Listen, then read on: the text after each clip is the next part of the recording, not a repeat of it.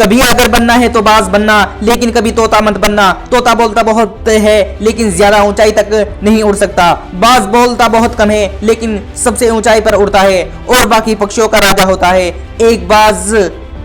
आज मैं आपको 5 ऐसे पॉइंट के बारे में बताऊंगा जो कि हर इंसान को बाज से सीखना चाहिए और लाइफ की बहुत बड़ी लर्निंग इन 5 पॉइंट में है।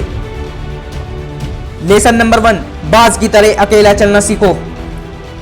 बाज अकेला उड़ता है और बाकी पक्षियों के मुकाबले सबसे ऊंचाई पर उड़ता है। बाज अकेला उड़ेगा लेकिन कभी भी चिड़िया छोटे पक्षियों के साथ नहीं उड़ेगा। बाज हमेशा या तो बाज के साथ उड़ता है या फिर अकेला उड़ता है। इससे हमें यह सीख मिलती है कि छोटी सोच वालों से हमेशा दूर रहे और अकेले रहो, क्योंकि यही वह समय है जब खुद को जानने का असली मौका मिलता है।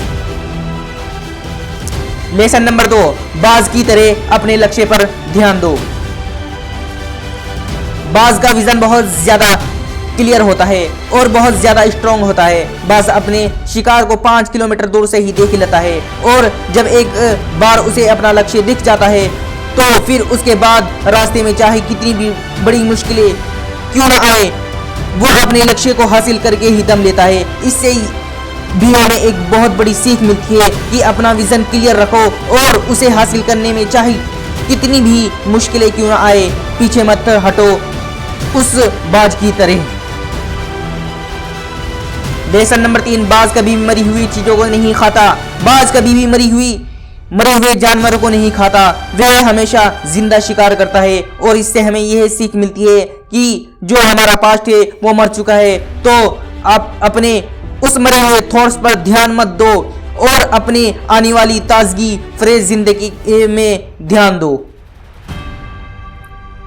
अपने पास्ट की पुरानी यादें तुम्हें तंग करती है, उन्हें नहीं रहने दो जहां उसकी जगह है और तुम्हारे पास्ट की जगह है। अपने वर्तमान में जगह मत दो, क्योंकि अगर एक बार तुम्हारा पास्ट तुम्हारे प्रेजेंट में आ गया तो तुम्हारा पास्ट तुम्हें कभी तुम्हारे प्रेजेंट में नहीं रहने देगा। पास्ट तुम्हारे साथ कितना भी बुरा क्यों ना हुआ हो, वो सब यादें और थॉट्स मर चुके हैं और उस बाज की तरह बनो जो कभी भी मरी हुई चीजों को नहीं खाता।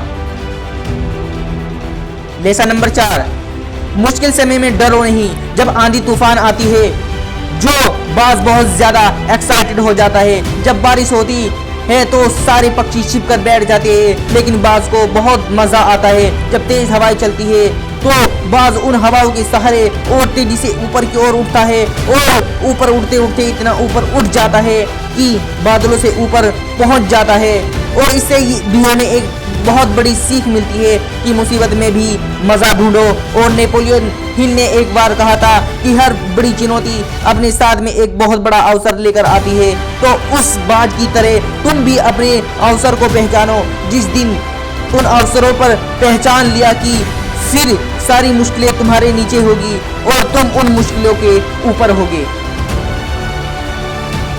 लेसन नंबर 5, कंफर्ट जोन से बाहर निकलो। बाज अपने घोंसलों से सॉफ्ट घास को हमेशा निकाल देता है, जबकि बाज का जो बच्चा होता है वो उसमें कंफर्टेबल ना हो सकते, क्योंकि अगर वो घोंसले में कंफर्टेबल होगा तो वही रहना पसंद करेगा, लेकिन बाज ऐसा कभी नहीं होने देता। बाज एक पक्षी है और उसे भी एक बात पता है कि कंफर्ट जोन में कोई ग्रोथ नहीं होता, लेकिन हम तो इंसान हैं और ना इंसान होने के बावजूद कई सारे लोग इस बात को समझते ही नहीं कि आप जितना ज्यादा कंफर्ट जोन में रहोगे आपकी लाइफ आने वाले टाइम में उतनी ही अनकंफर्टेबल हो जाएगी। दोस्तों, मुझे पूरी उम्मीद है कि बाज द्वारा बताए गए इन 5 लेसन से आपको बहुत ज्यादा सीखने को जरूर मिला होगा।